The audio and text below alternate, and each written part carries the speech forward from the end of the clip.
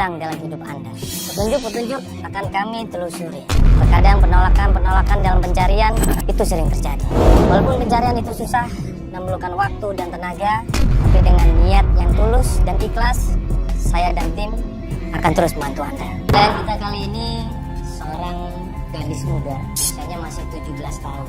Dan dia ikutan acara ini karena dia ingin mencari ayah kandungnya.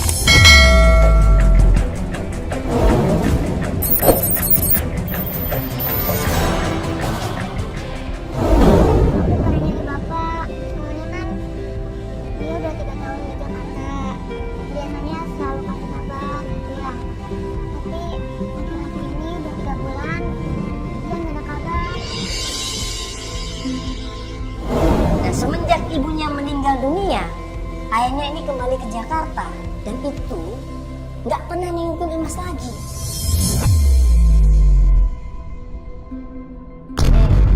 Bapak kamu udah 3 tahun, benar?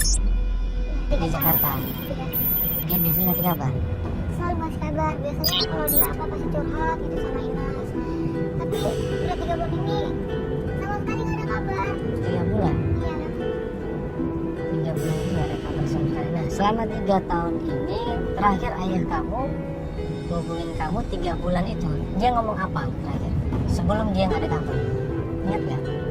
Ya dia bilang sih sekarang bapak udah naik jabatan jadi manajer katanya gitu. Bahkan 3 bulan terakhir ini Imas tidak pernah dibantu keuangannya. Masih SMA loh ini, baru lulus SMA. Belum bisa mencari keuangan sendiri, belum mandiri. Tapi ditinggal begitu saja.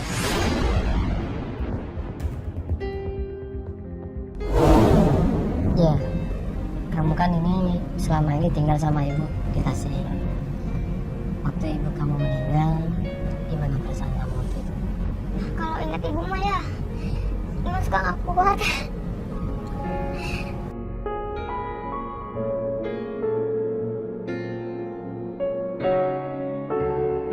Imas kalau ditanya soal orang tua kangen, apalagi sekarang kan yang Imas punya cuma bapak sama nenek doang, tapi sedangkan bapak juga udah nggak bisa dikabarin lagi. Nggak kuat Imas kalau cerita kayak gitu. Apalagi kalau ingat ibu.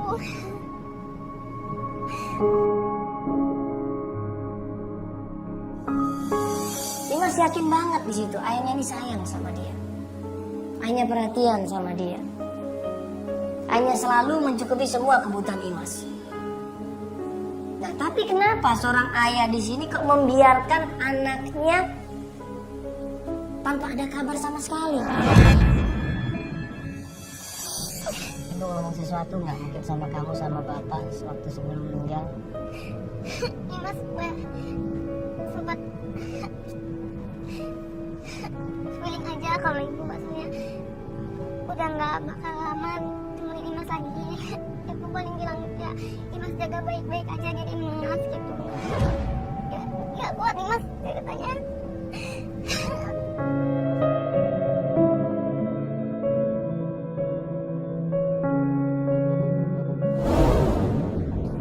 Nah, ini Imas udah nyari kemana aja. Semenjak bapak nggak ada kabar nih, Imas sudah tanya siapa saja. Ya tanya orang-orang terdekat, tapi kan taunya juga bapak cuma di Jakarta. Mereka juga kan nggak ada yang tinggal di Jakarta. Bapak kan dibawa sama Pak Murti. Buat kerjanya bapak Imas sudah di sana. Bapak kerja di pabrik kayu itu muka yang buat kursi dari kayu, meja gitu. Tempatnya di mana pernah cerita? Dia ada Bekasi. Ingat nggak apa nama perusahaannya? Namanya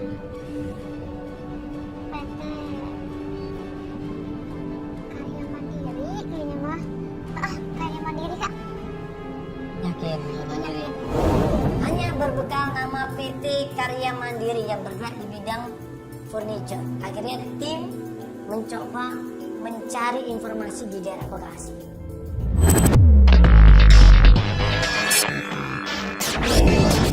Ternyata benar, Ada PT Karya Mandiri yang sudah berdiri puluhan tahun yang lalu, bergerak di bidang furniture. Coba kita datang ke sana.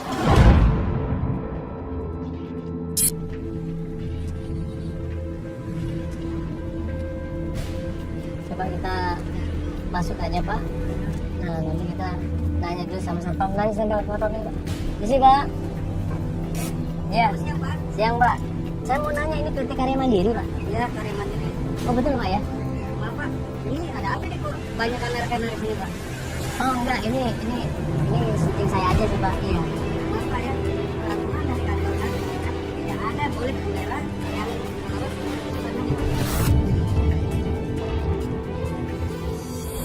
Pas di depan pintu gerbangnya dan di depan pom satpam, langsung satpamnya menahan kita semuanya. Nggak boleh ada kamera, ya, nggak boleh ada pengambilan gambar di sini Mas. Karena ini perusahaan, semua orang lagi bekerja Mas.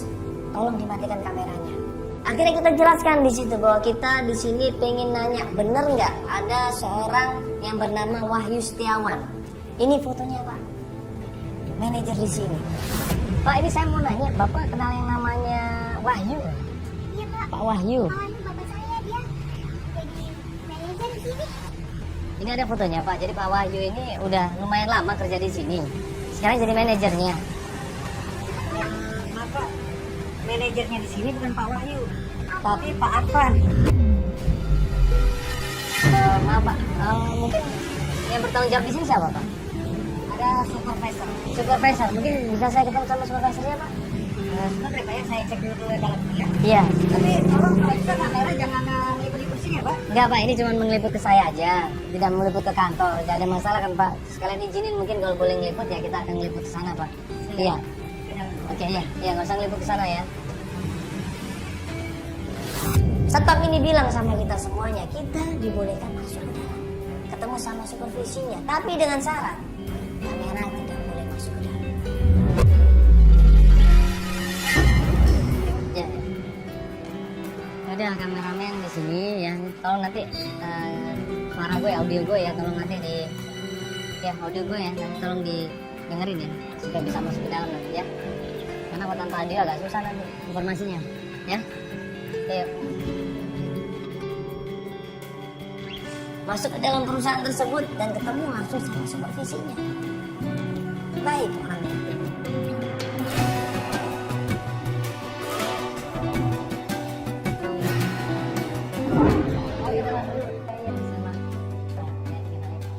Jadi kita nggak boleh masuk. Jadi kita mau di sini aja. Gimana Mas? Nggak ada suara mandangan ini. Iya mati Mas. Gue harus tanggung jawab audio nih, soalnya mandangan tadi ngomong kayak gitu. Kalau Ya tapi kan nggak bisa masuk Mas. Kalau Mas masuk kan kita udah ketahuan. nggak ada gambar, nggak ada audio, mau mampus aja kita. Nggak dapat Mas, apa-apa. Mas, jangan Mas, nggak bisa masuk Mas. Mas, bentar dulu dong Mas. Mas, bentar dulu Mas. Kalau kayak informasinya nggak ada, nanti besar kalau politik. Aduh.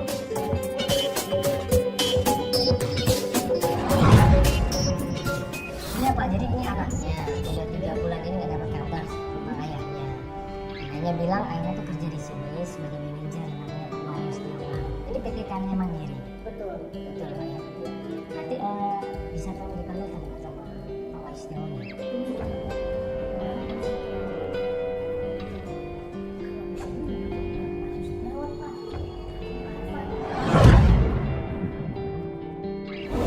Supervisi ini bilang tidak ada yang namanya Wahyu Setiawan di sini sebagai manajer. Imas dengan seyakin-yakinnya bilang ada Pak, ada. Bapak saya kerja di PT ini, di perusahaan ini namanya PT Karya Mandiri di daerah Bekasi, nggak mungkin salah. Saya kenal sama manajer di sini.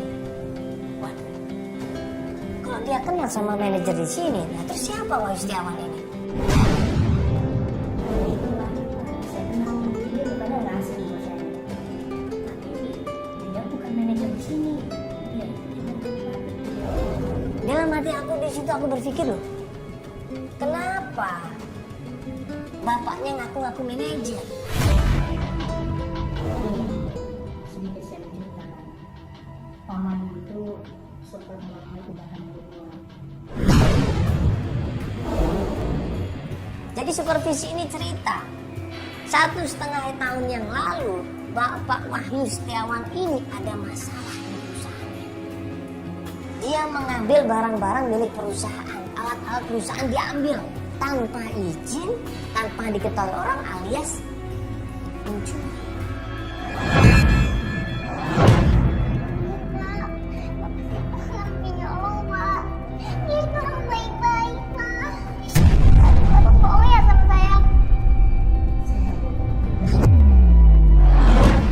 Ini kaget, dia nangis, dia nggak percaya sama sekali, dia sedih.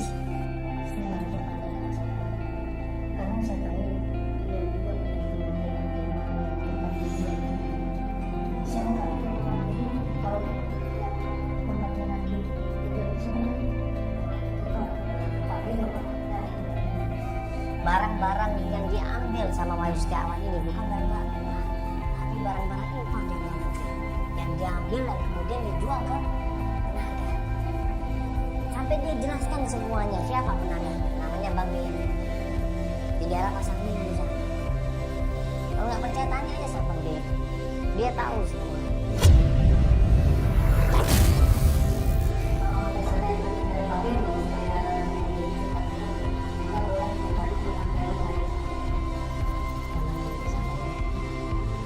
Mungkin nanti kita akan coba cari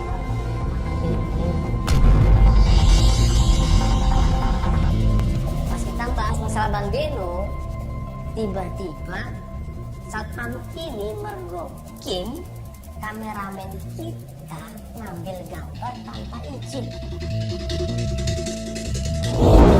Ada Bang? Dari depan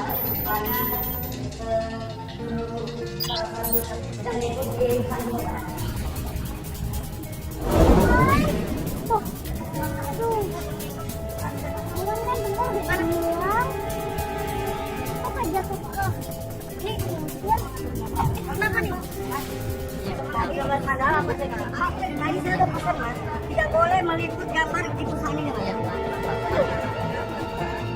Mandala ini apa nih Mas?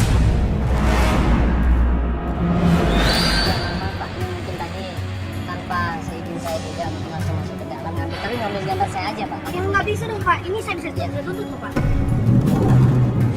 Kameramen gue ngambil gambar tanpa izin. Kan kita udah sepakat jangan ngambil gambar. Pak, dengerin suaranya dia. Nggak bisa, ini. Ambil. Pak, sebentar. Ambil.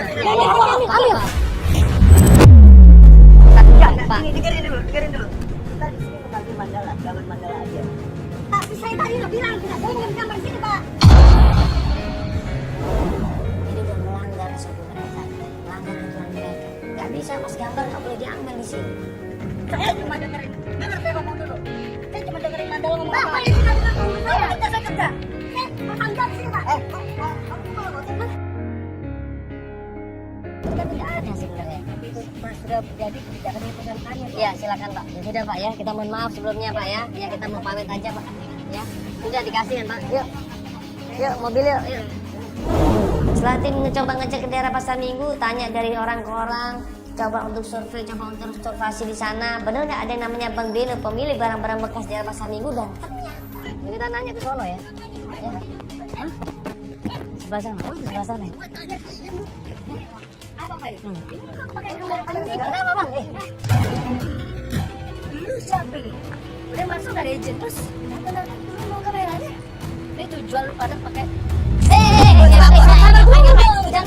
kamera apa-apaan ini kamera. Ini orang maunya apa tuh?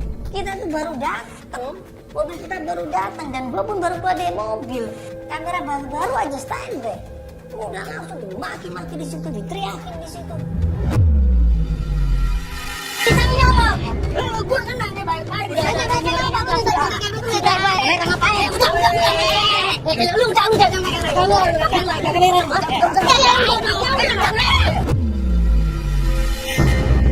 Akhirnya kita sepakat akan minta tolong sama mereka, menanyakan keberadaannya Bang Beno, dan mereka pun sepakat akan memberitahu Bang Beno, tapi dengan syarat mereka minta imbalan. Ada ya? Ada.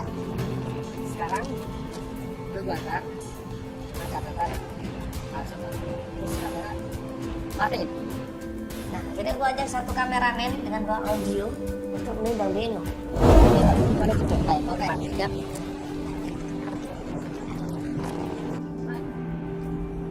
Berapa? Siapa? Halo Bang, sorry Bang.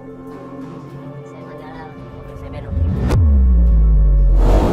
Nah, gue tanya baik-baik sama Bang Beno. Bang Beno kenal nggak sama Wahyu Setiawan? Terakhir dia katanya menjual barang-barang perusahaan ke sini. Wahyu ini. Iya. Ini memang saya kenal, tapi saya dikenali sama Rudi. Nah ternyata Wahyu Setiawan ini, ya kan, datang ke Bang Beno itu ternyata dibawa sama Om Rudi juga.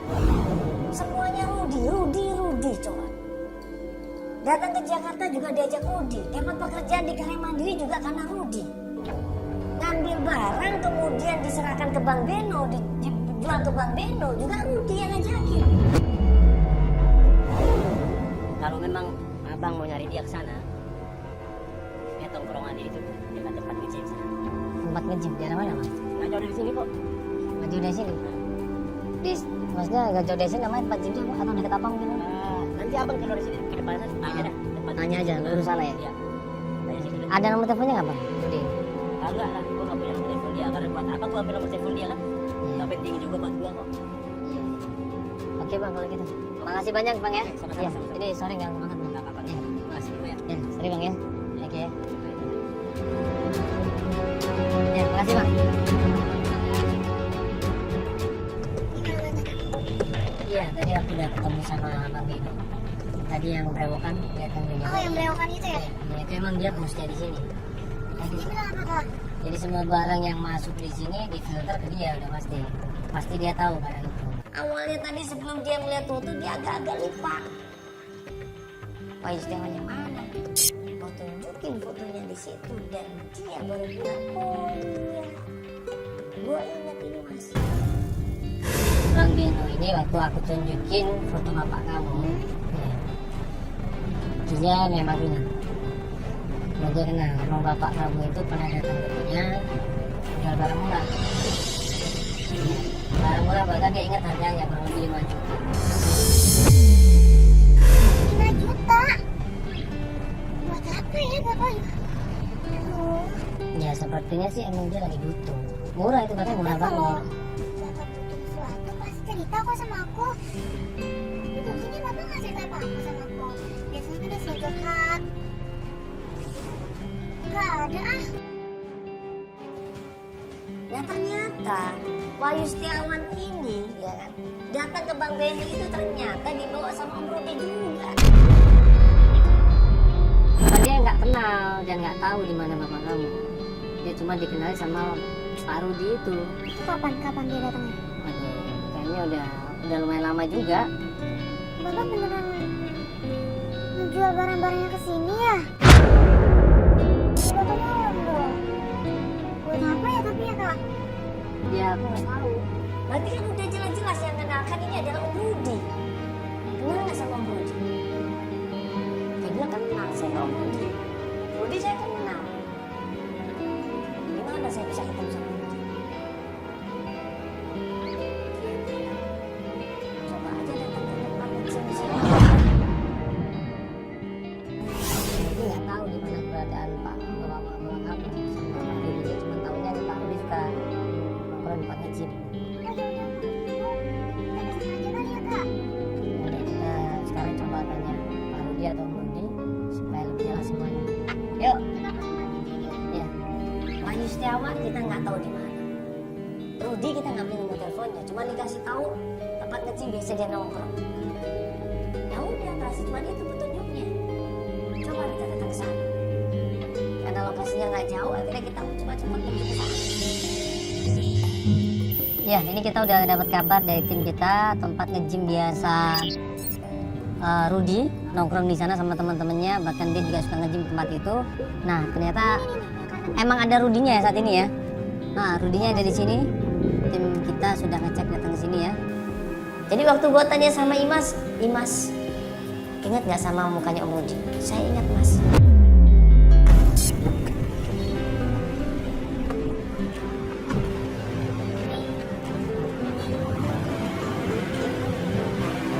Ambil gambarnya Pak. Dari sini.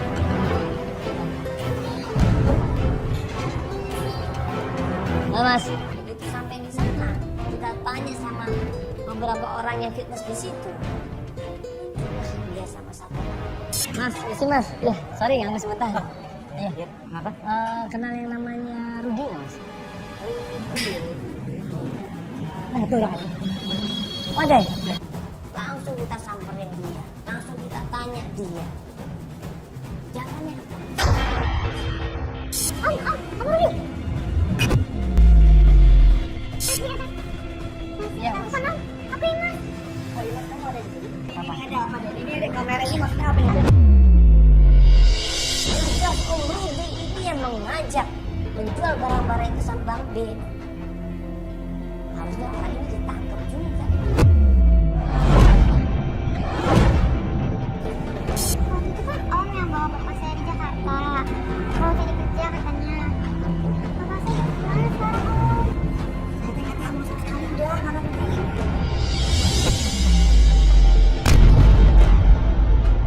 Tolong Mas bantu kita kasih tahu bapaknya di mana. Mas kan yang selama ini bawa dia ke Jakarta, ya kan ngajak dia kerja juga di perusahaan itu juga, ya kan? Tapi terakhir ketemu itu Mas kapan? Wahnya juga sih yang jadi masalah.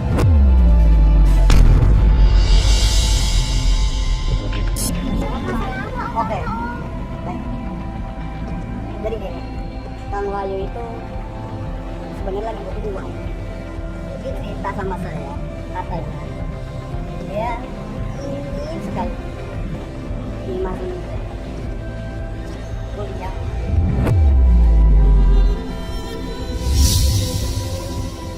Saya sebagai pengobatnya, sama daerah, saya bantu. Ini saya juga nggak tahu sekarang ini juga saya udah sulit sekali buat komunikasinya atau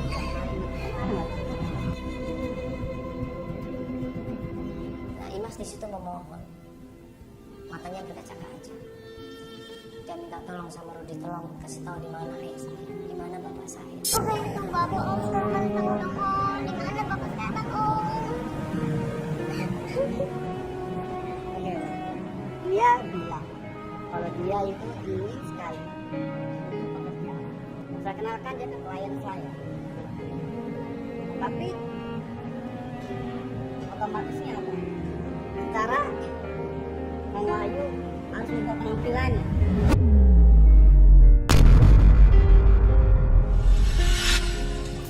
Emang selama ini penampilannya berubah? Yang saya tahu Terakhir ketemu sama Mas kapan? 4 bulan yang lalu lah. Terakhir saya menyesal Mas.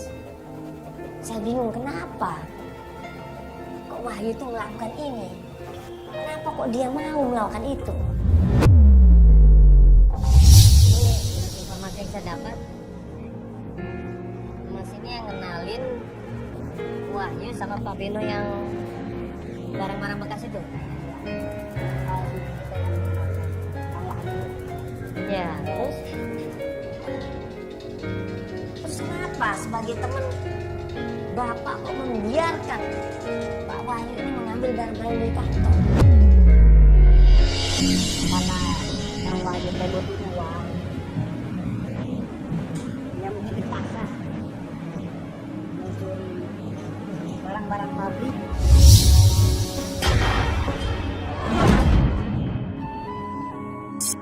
Uangnya itu ya untuk modal dia dengan klien saya. Jangan situ Mas, sama kerja apa Om? Ini modal apa maksudnya? Kenapa harus nyuri? Kan bisa dengan cara lain Mas. Dapat informasi dari Om Rudi, katanya Wahyu ini terakhir dapat klien di daerah Kelapa Gading.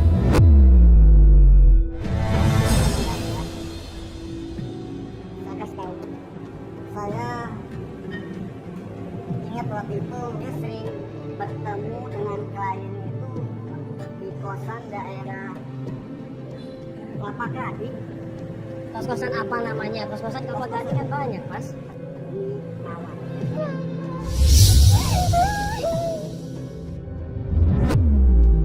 Beberapa hari kemudian, setelah tim mendapatkan kos-kosan itu, emang bener ada kos-kosan Bumi Mawar.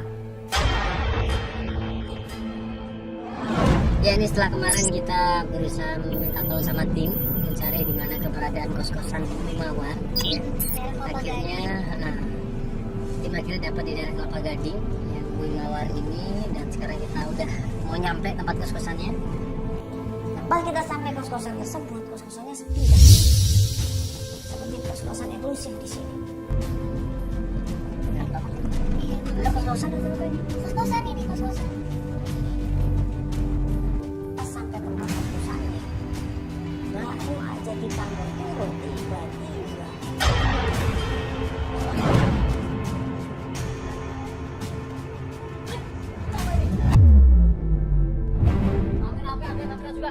Iya Pak, maaf Pak, mohon maaf sekali. Sorry, ini saya nggak tahu kalau ternyata di sini nggak boleh Pak ya. Nggak boleh ada kamera di sini. Ya, saya tahu Pak. Ini tadi kita cuma syutingnya pasti mobil, jadi kita kesini sekalian izin sama Bapak. Ini kos-kosan Pak. Kos-kosan Bumi Mawar. Ya. Ini setelah acara apa sih Mas? Ya, enggak, ini cuma bantuin aja Pak. Kalau kita mau bantuin ini Mas, dia mau cari bapaknya. Iya, jadi katanya bapaknya sering datang ke sini. Namanya Wahyu Setiawan itu Pak. Iya, ini ada fotonya kok Pak. Coba Bapak lihat dulu Pak.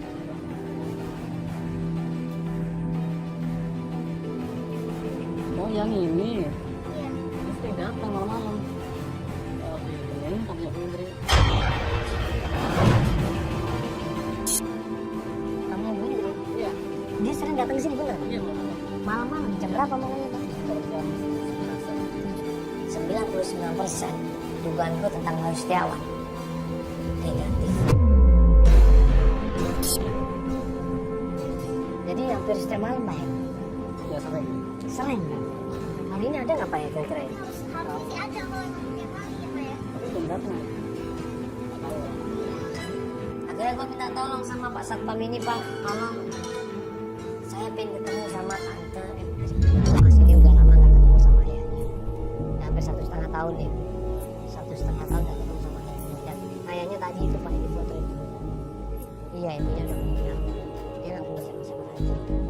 Tolong Bapak kita, saya tahu di mana keberadaannya Wahyu Setiawan. Nah kan tadi Bapak bilang dia sering ketemu sama Ibu Indri, tamunya Ibu Indri. Akhirnya Pak Satpam itu berusaha untuk membantu kita.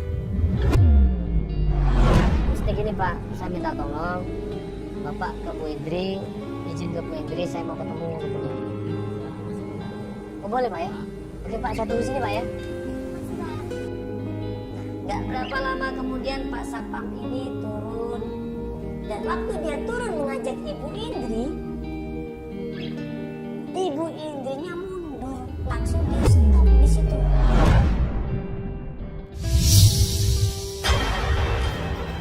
Satpam akhirnya turun, dia bilang dia nggak mau Mas ada kamera. Dia maunya ketemu tanpa kamera. Gimana Pak? Gimana Pak? Bisa ketemu? Begini Mas. Intinya begini Mas. Tapi yang salah. Tidak ada kamera. Tidak ada kamera ini. Tidak sama-sama. Oke, sebentar Pak, saya bilang sama tim dulu Pak ya.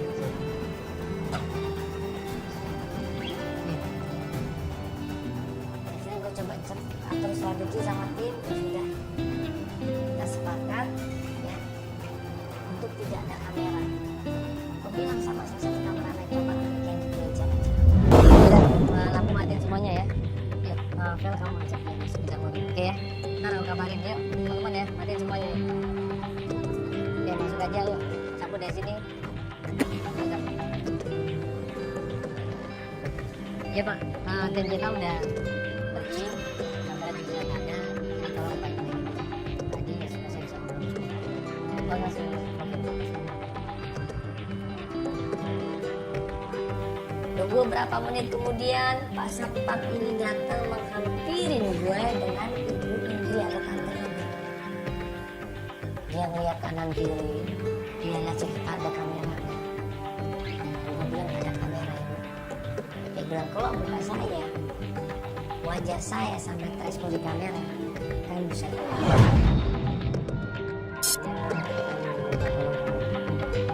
Minta tolong apa ya? Saya mau nanya, teman itu panggil Bapak Rizal. Wahyu. Ya, Pak Rizal. Iya, saya kenal. Kenapa? Kebetulan. Iya. Dia laki-laki nggak bener. Setiap saya ketemu sama dia, diam-diam dia videoin tentang saya berdua dan mau dikasih info ke suami saya. Ujung-ujungnya dia mau meras saya. Ya, Mas masa nggak tahu sih? Kita sama-sama dewasa lah, Mas. Gue jelaskan di situ. Gue berusaha baik-baik jelaskan sama Tante Indri. Tante, di sini tujuan kita bukan untuk mencari masalah. Tujuan kita di sini bukan untuk mencampuri urusan Tante, bukan. Saya cuma pengen menolong seorang anak umur 17 tahun. Saya benar cuma bantu. Oh, Wahyu itu sekarang punya anak. Sudah lama, sekarang saya belum tahu. Wahyu itu bilang sama saya nggak punya anak. Gue nanya sama Tante Indri, di mana sekarang Wahyu? Di mana keberadaannya ibu? Saya nggak peduli, Mas, saya juga nggak tahu. Infonya udah nggak aktif, dia menghilang itu saja. Katanya sih udah dapat klien baru. Siapa? Saya juga nggak tahu. Saya dengarnya informasi itu dari teman-teman Mas. Iya. Di mana ketemu? Katanya dia mau ketemuan di hotel. Ibu tahu nanti kita bisa ke hotel mana itu, supaya kita bisa kesana. Masalah sama Tante Indri aja belum selesai. Cari masalah baru dengan perempuan lain, klien yang lain akan melakukan hal yang sama sama Tante Indri.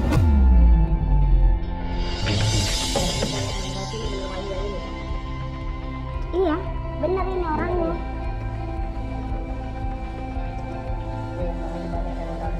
Oh iya. Tapi saya mau identitas saya tolong jangan disebarkan ya. Apalagi ditonton di TV.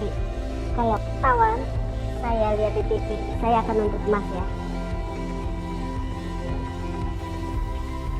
Kita ketemu sama Imas, ketemu sama Feli dalam mobil. Jujur gue berat. Tadi aku udah ketemu sama itu. Yang jelasin semuanya dan memang dia kenal sama Bapak Rizal. Bisa nggak aku ngomong seperti itu? Bisa nggak gue ngomong seperti itu sama Imas? Mukanya yang polos menanti jawaban dari gue. Apa kak? Apa? Aku anggap kamu udah dewasa 17 tahun. Jadi memang bapak kamu sering banget datang ke cari. Kenapa bapak saya ke situ? Ngapain bapak saya?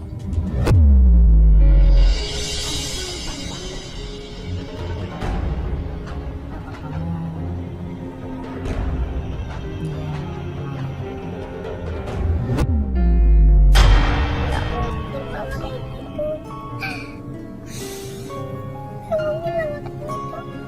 Bapak tuh sayang banget sama ibu.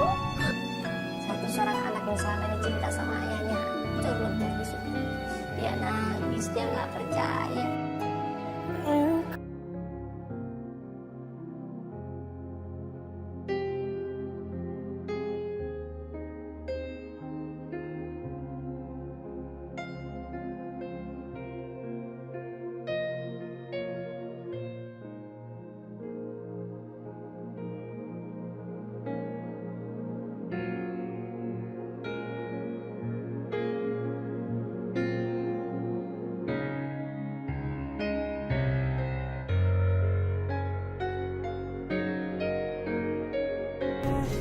Atau enggak, silakan terserah kamu.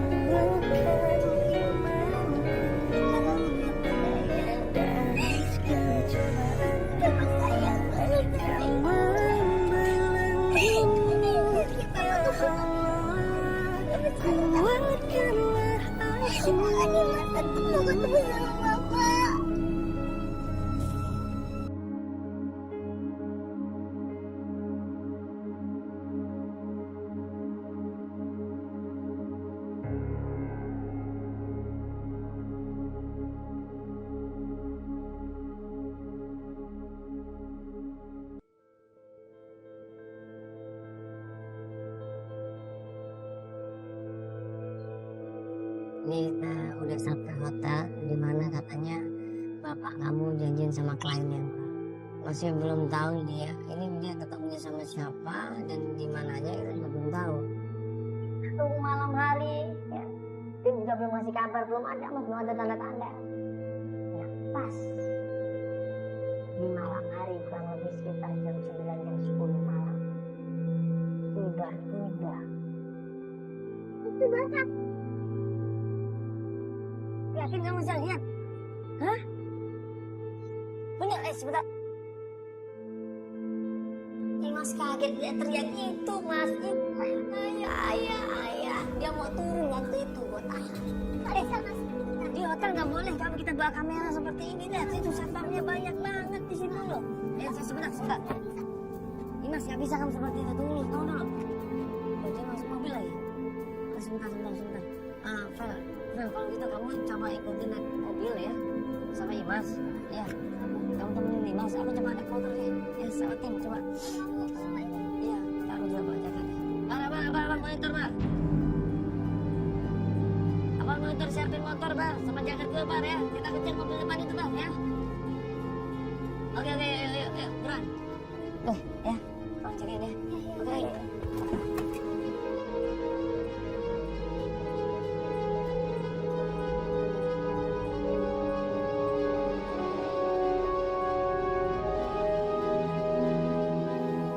Berapa lama kemudian ternyata Wahyu ini menuju ke sebuah kafe. Gue bilang sama tim, Wahyu menuju kafe, buruan datang ke sini buruan.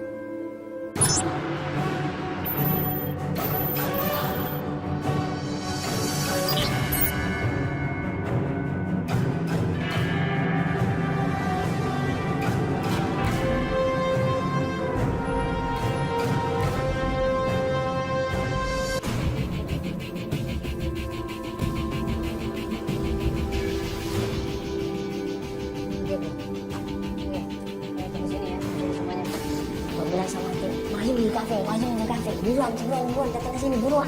Gue butuh kamera, gue butuh GoPro di sini. Kalau pakai kamera besar, mas kawan. Kita nggak mungkin bisa masuk ke dalam, pasti akan ditahan. Jadi gimana caranya supaya kita masuk ke dalam tapi dapat gambar? Pakai GoPro. Iya.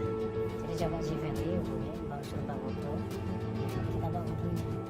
Kita dapat gambar aja.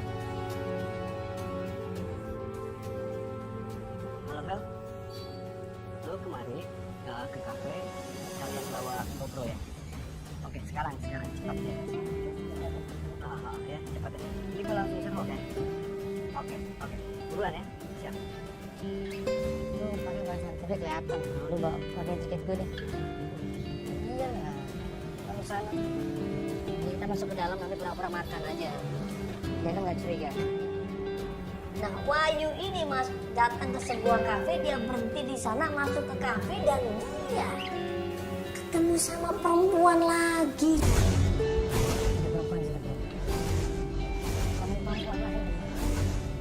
Panggil kali Fel, lu bukan datang ke sini Fel.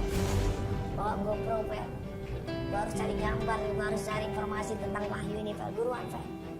GoPro, mana tadi?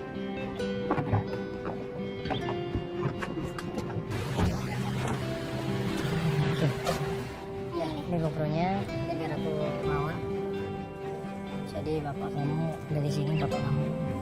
Bapaknya di sini? Iya, sekarang ada di sini dan dia ketemu sama perempuan lagi.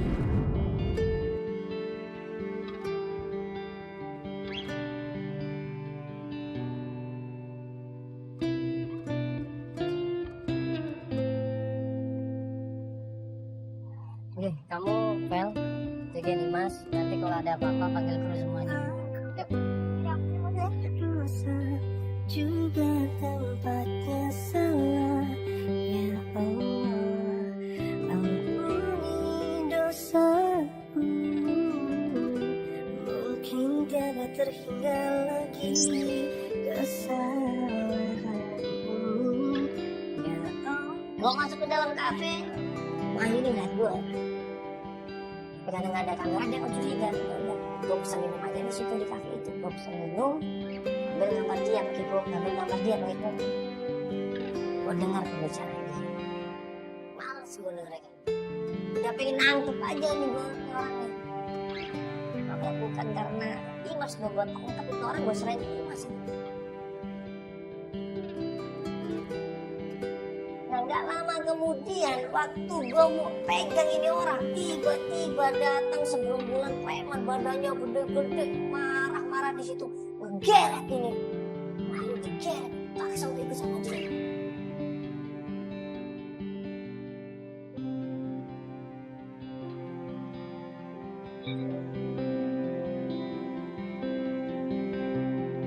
Siapa mereka? Mereka teriak, ayo, kamu harus ketemu sama bos saya. Dasar gak tahu diri kan? Godain perempuan malam-malam nikah.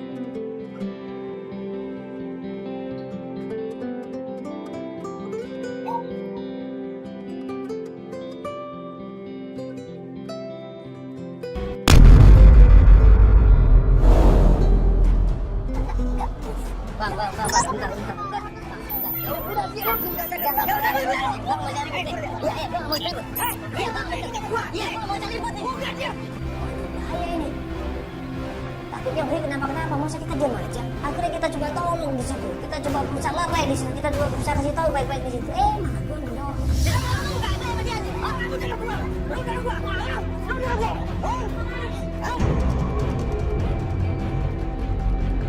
Malah gue diancam di situ. Jangan campur loh. Jadi gue gak suka. Kita berusaha nanya baik-baik. Secara keluargaan mau ngejelasin semuanya, cuma ditolong. Gue tanya ngomong sama dia. Orangnya gak bisa ikut aku. Kenapa sampai gue mau membelain tim gue tuh gak bisa. Kameramen diambil semuanya, dorong semuanya. Wahyu lepas begitu saja coba.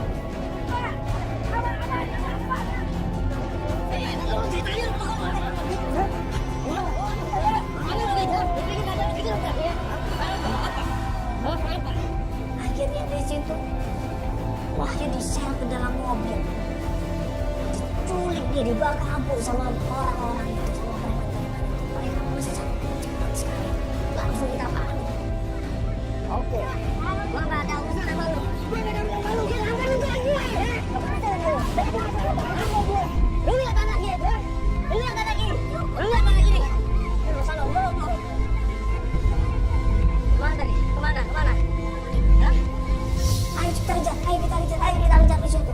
Gua naik motor di situ, ada yang naik mobil di situ. Coba kejar, kita kejar di situ. Dia kenceng banget. Kita pepet dia, kita dobrak dia mobilnya berkali-kali. Turun. Bagian.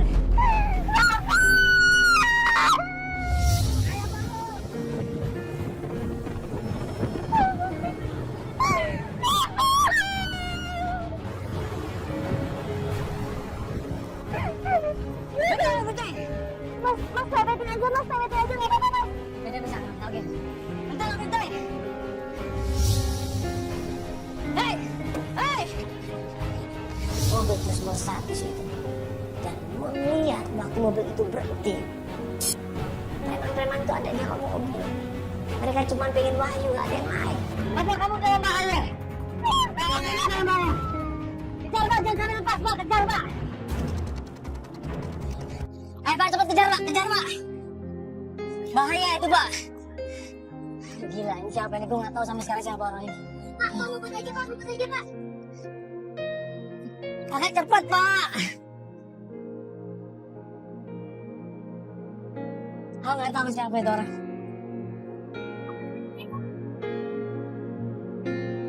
Dan gak lama kemudian turun seorang dari keluarga mobil.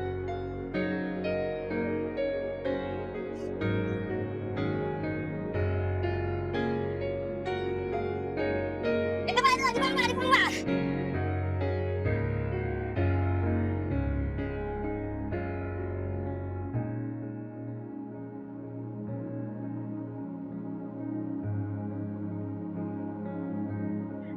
Begitu Imas lihat itu bapaknya dilempar di dalam mobil, nangis jadinya. Dia lari keluar dari mobil, dia teriak, "Bapak!" Mungkin tiada terhingga Gitu. Allah. Cium bapaknya di situ. Bapak jangan pergi, Pak. Jangan ninggalkan ibu Asma. Bapak jangan pergi lagi, Pak. Bagaimana Tim mengharapkan kasih sayang orang tuanya sama bapaknya.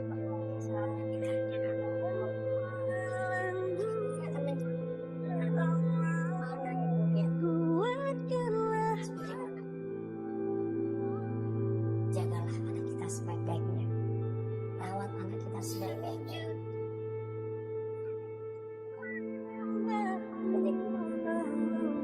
Rezeki yang benar-benar kita dapatkan dari keringat dan jerih payah kita semua.